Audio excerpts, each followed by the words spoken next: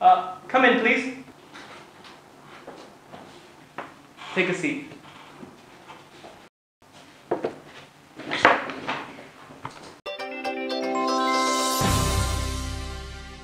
This is the speaking test of the International English Language Testing System, taking place on Saturday, April 6th at Aland English.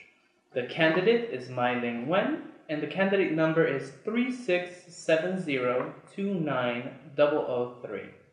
The examiner is Aaron Smith, examiner number 637821. Good morning, my name is Aaron. Can you tell me your full name, please? My name is Mai Ling. Can I see your identification, please? Thank you.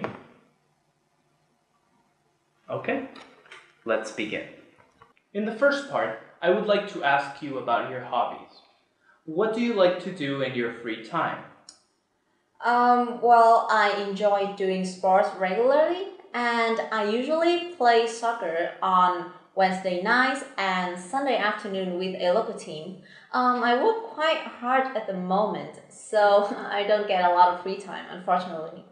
Have your leisure activities changed since you were a child?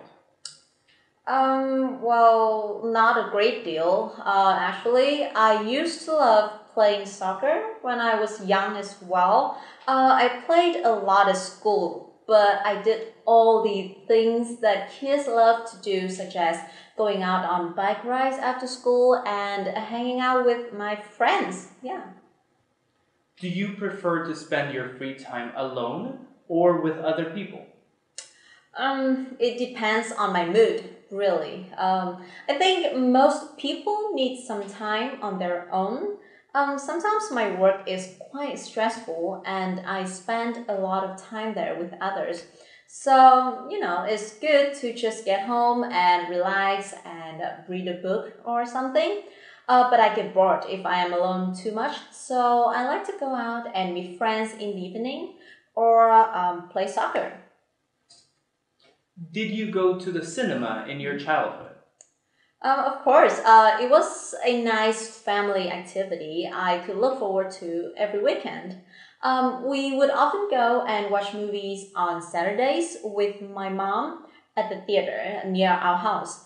Popcorn and candy and soda would flow every time, and those are some of my favorite memories with her. Good.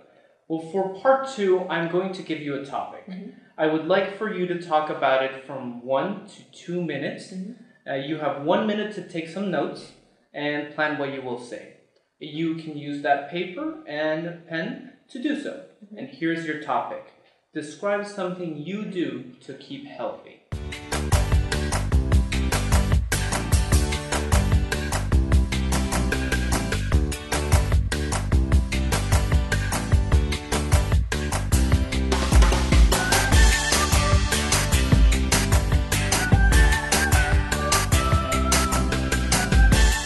Okay, that is 1 minute. As I have explained before to you, you have from 1 to 2 minutes to speak on the subject. I will be timing you and let you know when your time is up. Don't worry if I stop you. You can start speaking now. I'm going to talk about a present that I gave to someone. The person that I gave it to was a very good friend of mine at the time. His name was Lee, and he came from South Korea. I knew him because we studied together at a language school in Hanoi. And although we were from different backgrounds and cultures, we got on really well. And we had the same sense of humor, so we became very good friends. The present was a picture that had been painted of the Hoàn Kiếm Lake in Hanoi. It wasn't so big, maybe around 18 centimeters by 25 centimeters, but it was very beautiful. It came in a gold-plated frame, and the picture had been drawn by a particularly well-known Vietnamese artist. It had been signed by this person as well. And it's the first time that I have given this person a present. And I guess it's quite different from presents that I have given to other people before.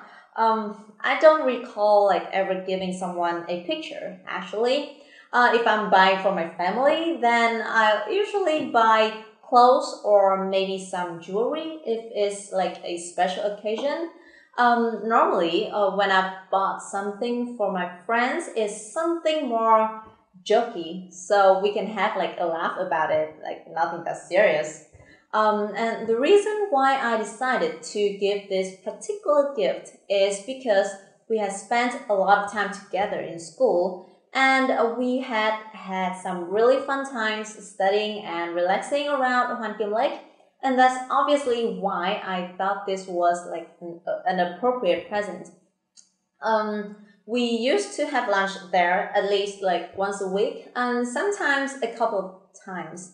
On one occasion, there was a group of about 10 of us that went down there and we spent the whole day sitting by the river in the sun together. We all have a lot of photos to remind us of that great day. So my friend Lee is the person that I gave the present to, and this was because I felt it would always remind him of the fun times that we had, and also of Hanoi. And that's 2 minutes. Thank you very much. Now, for the final part, can you tell me about some environmental problems that are affecting countries these days? Well, there are a lot at the moment. Although it has not been proven for sure, there's a great deal of consensus about the fact that global warming is leading to severe weather change, and this is resulting in many problems. We're seeing a lot of countries with the same problems that they have always had, but on like a much larger scale.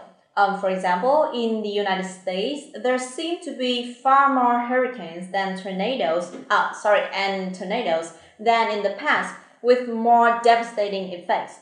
And there seems to be constantly be like news of serious flooding in many countries from Asia to Europe. Yeah. Do you think that governments around the world are doing enough to tackle the problems? No, in general, I don't think they're doing enough. There are countries that do what they can do to help their people when problems occur, and they're trying to come up with measures to mitigate the effects. But when it comes to like the major issue of global warming, countries are not doing enough. We see time and time again that no agreement can be made on how to reduce carbon footprints. And this is usually because governments know that to make a serious reduction in carbon dioxide emissions, they will have to sacrifice economic growth, and they're not prepared to do this. Why do some people not consider environmental problems to be serious? Well, I think there are several reasons for that. In some cases, it's simply because people are not affected on like a day-to-day basis. So it doesn't really concern them. They just see it on the news affecting other people. It doesn't mean that they don't care, but they will soon forget about it. Also, some big organizations can be responsible for putting the wrong information out. And also, some people think as it is a long-term problem, they will be dead by the time it will affect them. So they think that it's not important for them. What do you consider to be the world's worst environmental disaster caused by humans? I think that maybe the nuclear disaster in Chernobyl, there are explosion and nuclear meltdown which caused like great loss of life and affected the environment in such a way that it's still affected today and could be for many years. There are also many people who are still getting sick from the disaster, and no one should live like anywhere near the site. Of course, there are many other serious ones, some more recent, such as the oil spills in Africa and the USA. Why do you think environmental disasters caused by humans happen? I've never really thought about it, but in some cases, it's simply because not enough care is taken. Maybe procedures are not good enough. It could also be because the drive for profit means that there's cost cutting, and that again could mean that good procedures are not in place. there's usually a situation where a disaster happens where blame will be deflected, and it is difficult to establish exactly who's responsible. Nobody wants to admit responsibility because it means that they will have to pay for compensation. Thank you very much. That concludes our speaking test.